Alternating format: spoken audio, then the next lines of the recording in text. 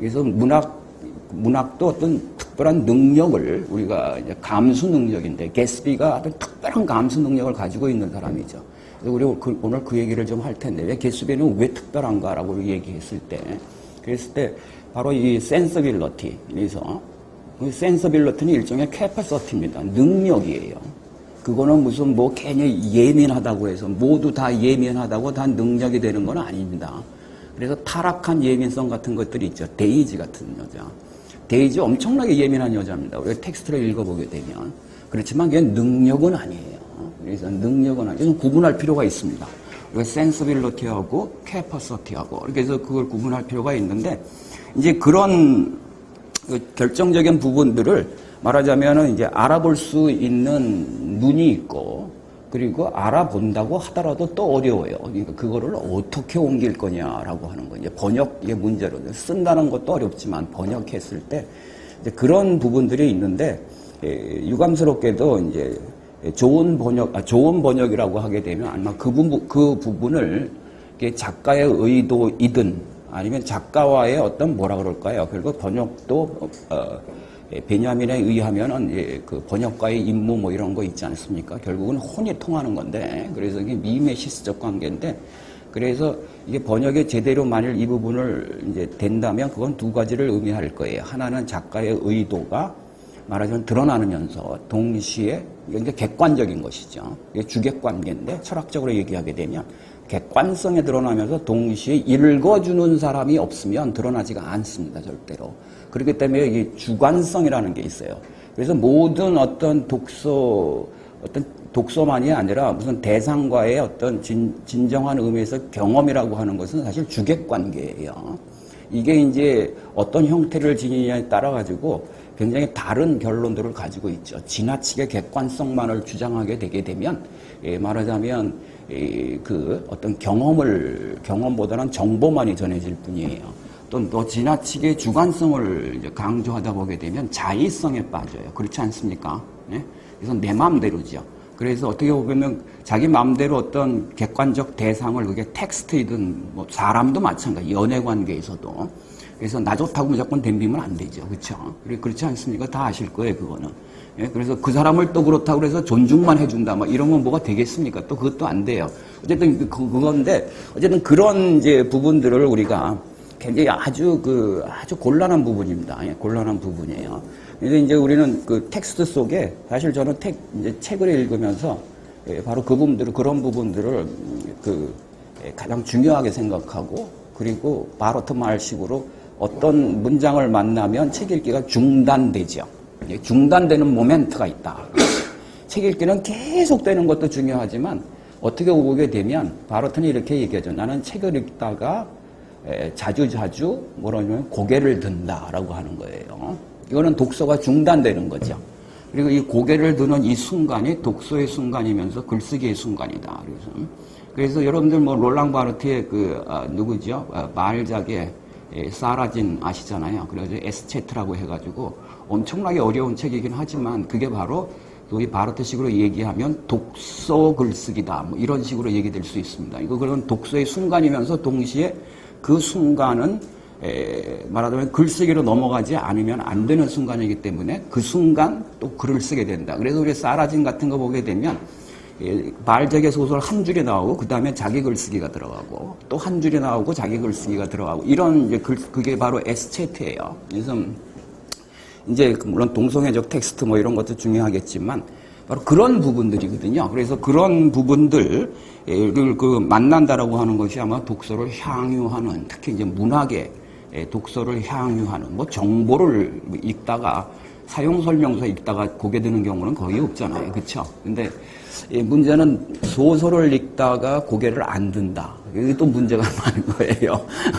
그래서 독서의 문제가 있든 텍스트의 문제가 있든 바로 그런 부분인데 우리는 그런 부분들을 이제 곳곳에서 만나고 그것이 아마 독서의 어떠한 체험일 것입니다. 그래서 이 부분은 텍스트하고 내가 충돌을 일으키면서 만나는 순간이죠.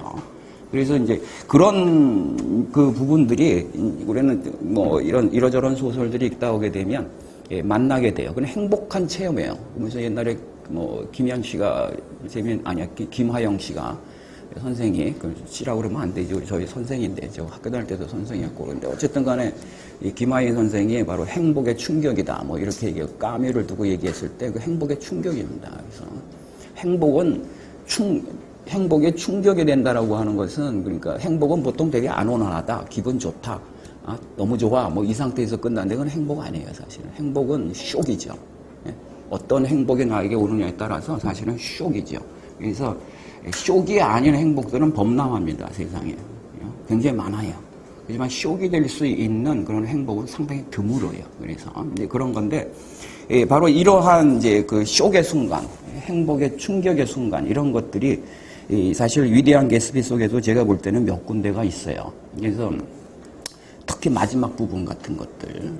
그래서 이런 부분들을 제 나름대로 뭐 저한테 만약 그런 알아보는 능력이 있다고 한다면 바로 이 몇 부분을 쓰기 위해서 아마도 피츠제럴드는 엄청난 시간을 허비했을 것이라는 거죠. 그리고 얼마나 많은 퇴고가 있었을까라고 하는 것을 짐작할 수 있어요. 예? 짐작할 수 있습니다. 그러면 바로 이런 부분들을 우리가 번역으로 옮기거나 아니면 이런 분들을 경험할 때 우리는 아주 뭡니까 한편으로는 진지한 어떤 독서의 열망을 필요로 하죠. 그런 것들이 꼼꼼히 읽는 걸 거예요. 근데 그런 이제 저도 여기서 보게 되면 몇 군데가 있습니다. 여기서 몇 군데가 있는데 그런 부분들을 나중에 좀 살펴봤으면 좋겠다라는 생각이 들어요. 그게 바로 이런 제가 지난 시간에 이런 말씀드렸지만 바로 이런 강의가 사실은 가장 중요하게 생각해야 될 그런 사실은 덕목이다. 뭐 자꾸 뭐 이론 갖다 대고 이런 거 그거 다 공부하면 다 아는 거고 그래서 그런 거 아니겠습니까? 근데 바로 그런 거라고 생각이 듭니다. 그래서 위대한 개스비 어떤 혹자들은 뭐 그렇게 대단한 소설은 아니다. 어떤 의미에서 읽으면 뭐 우리 TV 드라마 같은 데서 그 얼마든지 볼 수 있는 굉장히 머널한 그러한 그 내러티브를 가지고 있잖아요. 첫사랑을 잊지 못하는 남자, 그 남자 그리고 그 첫사랑을 뭡니까 이제 배반하는 여자 이상. 그래서 그 여자 그 사이에서 거기에 조금 이제 그런 멜로드라마를 비극적 멜로드라마를 약간 좀 치장을 하게 되면 사회성이 들어가죠. 그쵸? 그 사회성이 들어가서 뭐 자본주의적 어떤 상황 뭐 이런 것들이 이제 끼어 들어가요. 약간 고급화시키는 형식이죠. 이제 그런 의미에서 보게 되면 어떤 의미에서 보게 되면 아주 대중문학으로서 아주 갖출 건 다 가졌다 뭐 이렇게 볼 수도 있는 그런 작품이라고 볼 수 있습니다. 그러니까 또 영화가 돼서 굉장히 호응을 받을 수도 있고. 근데 이런 질문을 한번 해볼 수 있습니다. 그래서 이게 또 Great Gatsby예요. 근데 이 Great라고 하는 것. 그래서 이 형용사가 왜 들어갔을까라고 하는 것. 왜 위대하다. 이거 대단한 말이지 않습니까? 그야말로 Great한 워드 아니에요. 그래서 근데 이 위대하다. 이 위대함, 개스비는 왜 위대한가라고 하는 걸 우리가 한번 물어보는 그런 독서가 필요하지 않을까 생각이 드네요. 여러분들은 어떻게 생각하셨습니까? 만약 개스비가 이게 그레이트 하면 지금 영웅으로 만들었다는 얘기인데, 근데 개스비의 이 그레이트니스라고 하는 것이 과연 무엇일까? 그 첫사랑을 잊지 않는 것, 뭐 그런 걸 수도 있겠죠, 그렇죠? 예. 근데 그 그레이트니스는 어떻게 보게 되면 좀 바보스러워요, 그렇죠? 예. 여러분 우리 조금만 좀 의심할 할 줄 아는 사람이 남자라면. 말하자면은 금방 알아챌 것도 못 알아채고 이제 끝까지 뭐 그리고는 굉장히 뭐라 그럴까요? 굉장히 멜로 드라마적이죠. 나중에 자기가 운전을 했다고 막 이러는 것도 그렇고 대단한 남자예요, 그렇죠? 대단한 남자지만 어쩐지 좀 센치멘탈하다. 그래서 어쩐지 좀 유치하다. 그래서 이런 식으로 그게 그레이트니스인가? 이런 거 우리가 생각해 볼 수 있어요. 그래서 왜 위대한 개스비라고 그랬을까? 왜 또 그레이트라고 얘기했을까? 뭐 이런 부분들을 사실 저는 물어보고 싶습니다. 그래서 제가 오늘 물론 하나의 텍스트는 소설 텍스트는 몇 번씩 말씀드리지만 여러 가지 관점에서 퍼스펙티브를 다양해 가지고 읽어낼 수 있는 텍스트예요. 그런데 저는 이 텍스트를 그런 멜로드라마 이제 얘기로 당연히 우리가 받아들이기도 하겠지만 이런 문제를 좀 제기하고 싶어요. 그러니까 이 첫사랑과 자본주의의 관계라고 하는 건 과연 뭘까라고 하는 것입니다. 그리고 조금 연결시키면 이 순수와 비순수의 변증법이란 뭘까? 그래서 많은 사람들이 이제 여기서 당연히 다 아시잖아요. 첫사랑 얘기고 그렇지 않습니까? 그리고 자본주의 사회 속에서 돈 얘기가 되는 거고, 뭐 이런, 그런 다 얘기되는 거 아실 거예요. 그래서 또 그리고 어떤 의미에서 보게 되면 저는 이 작품을 하나의 어떤 그 동화의 그런 그 패러디라고 봐요. 그게 이제 라푼첼이다. 그래서 여러분들 라푼첼 동화 아시죠? 그림 동화에 나오는 예컨대 거기서 뭐 머리 길게 황금빛 머리를 뭡니까? 여자가 탑속에 갇힌 여자가 밖으로 내보내는데 그 황금빛이라는 게 무엇입니까? 여기서 그런 돈으로 얘기되는 거예요. 그래서 그런 것들. 그래서 동화와 소설의 근본적인 근본적인 장르의 차이는 무엇일까라고 굉장히 중요한 질문입니다. 그래서 동화는 무엇이고 그리고 소설은 무엇인가라고 생각해 볼 수 있어요. 동화는 다들 아시지만 해피엔딩이에요. 그렇지 않습니까? 지난한 어려움이 있지만 결국은 공주와 왕자는 잘 만나서 잘 살았다. 그 얘기 아닙니까? 그래서 이것도 라푼첼 동화도 그래요. 그렇지 않습니까? 그래서 왕자하고 공주는 아니지만 이제 여자하고 만나서 나중에 잘 살았다. 이 얘기입니다. 이거는 해피엔딩이라고 얘기할 수 있지만 다른 의미에서 보게 되면 뭐라고 볼 수 있습니까? 사랑의 순수라고 하는 것은 그 어떤 상황에서도 없어지지 않는다라고 하는 전제로 얘기할 수 있어요. 동화는 이걸 지켜요. 그렇지 않습니까? 아무리 어려운 상황이 와도 순수라고 하는 것은 결국 실현되게 돼 있다라고 얘기해요. 순수예요. 그래서 순수의 강력한 뭐라고 그럴까요? 자기 보존성을 전제로 하죠. 그래서 순수는 결코 비순수가 될 수 없다라고 하는 것입니다. 근데 자본주의로 들어오면 어떻습니까? 자, 이게 사랑의 문제가 자본주의로 들어오면 여러분들은 아무도 지금 이 자본주의 속에서 살면서 라푼첼의 어떤 그런 순수의 절대성을 믿는 분 계세요? 예? 한번 솔직히 손 들어보세요. 그래서 이 싸우지 마라, 둘이. 자, 그런데 이게, 그래서 저는 이 소설을 그런 의미에서, 라푼첼 동화를 잠깐 말씀드리겠지만, 라푼첼 동화의 일종의 자본주의적 패러디다라고 하는 거죠. 그래서 이 자본주의적 패러디, 다시 말하자면, 순수가 말하자면, 자본주의는 돈이에요. 아니면 좀 고급하게 얘기하면 부예요, 부. 아니면 굉장히 이론적으로 얘기하면 자산이에요. 그렇죠? 그래서 이것들과 만났을 때 라푼첼 동화에서처럼 말하자면 순수가 자기 보존성을 지니느냐라는 문제죠. 아니면 비순수화 될 수밖에 없느냐라고 하는 것이에요. 네? 그래서 아주 이렇게 어렵게 얘기할 거 없어요. 네?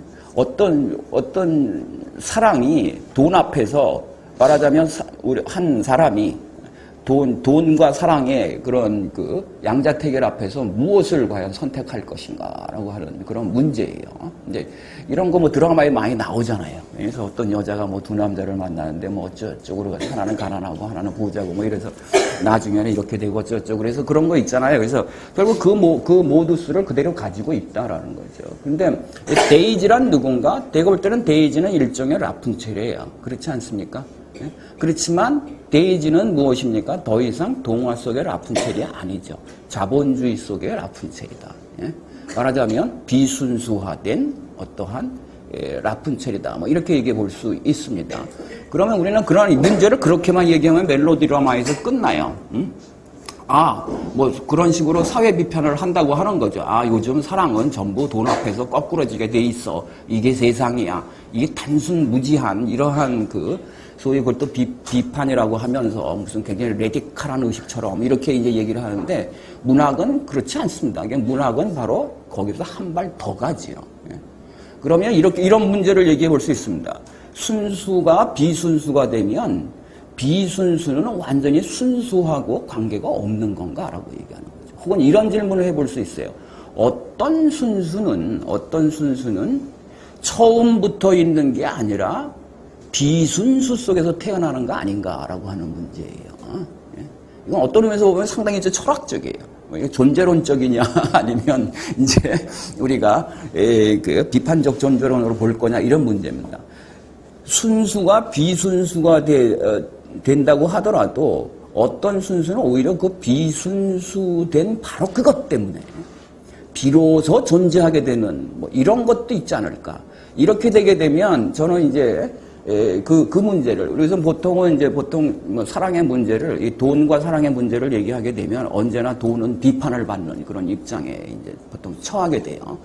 돈이 왜 비판을 받겠습니까?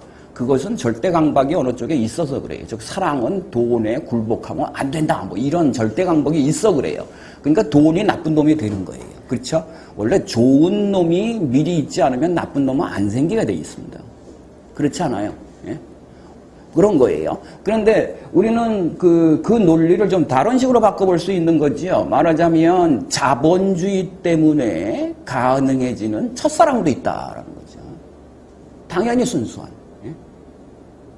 이렇게 되게 되면 그런 그 우직한 그런 그 사랑과 자본주의에 대한 그런 비판은 그 무효화될 수밖에 없어요. 즉 뭐냐 하면 자본주의는 사랑을 뭡니까? 폐기시킨다. 타락시킨다.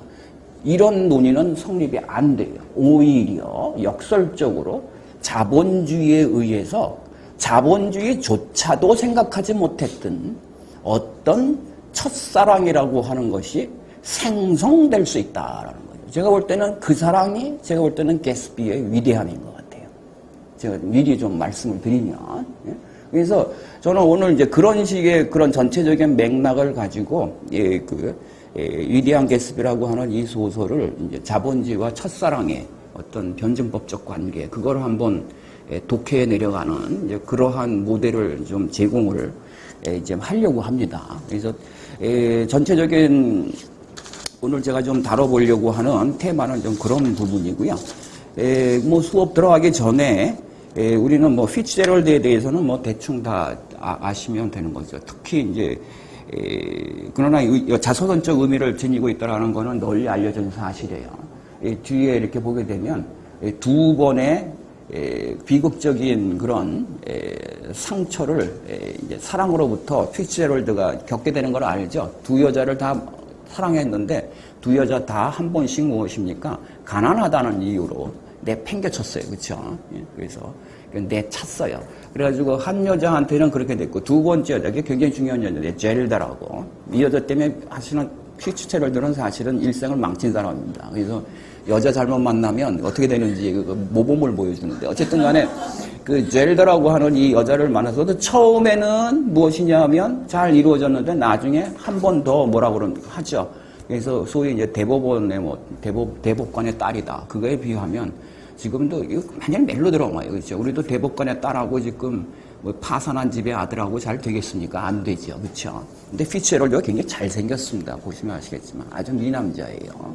그리고 굉장히 로맨틱한 그런 개츠비 같은 어떤 그런 임프레션을 주지요. 그래가지고 그 당시에 굉장히 여자들에게 굉장히 인기가 상당히 많고 그랬습니다. 어쨌든 간에 그렇게 해가지고 그 여자한테도 한 번은 어떻게 됩니까? 이제 한 번은 가난하다는 이유로 내팽겨치지만 나중에 그나마 이제 뭐니까 소설이 이제 조금씩 팔리고 막 이러면서 이제 그 젤더하고 이제 약혼하고 결혼하고 이렇게 되죠.